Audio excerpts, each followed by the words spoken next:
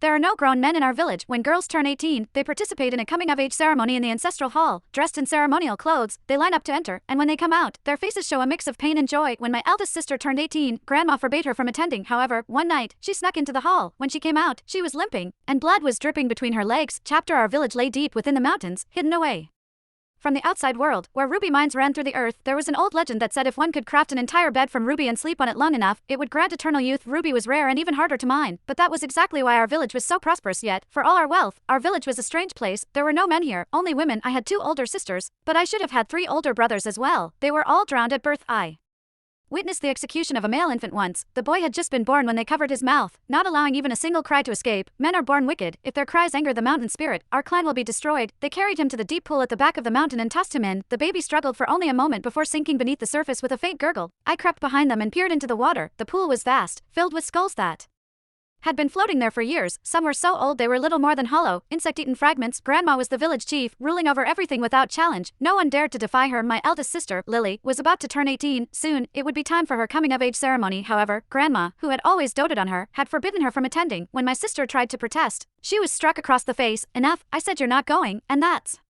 final.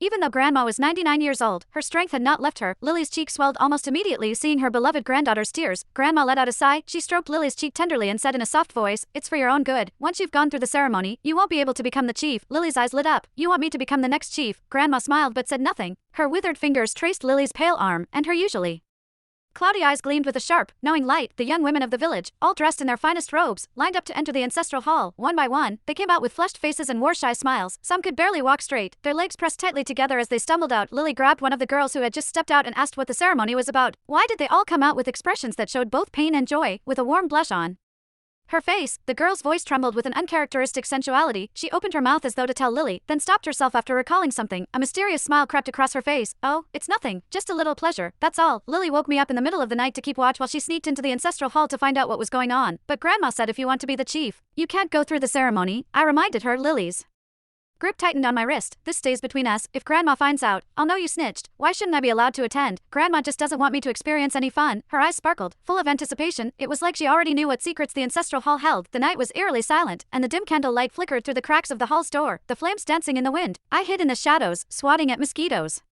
The sharp slaps echoed in the stillness. Something was not right. Noises seemed to be coming from inside the hall. I heard soft sobbing too. It was Lily. "Lily, are you okay?" I thought something had happened to her, so I pushed the door to go in, only to find that she had locked it from the inside. "I am fine." Her voice dragged with a strange, teasing rhythm. It was softer than the hum of cicadas on a summer night. The noises inside grew louder, and I could not shake the feeling something was wrong.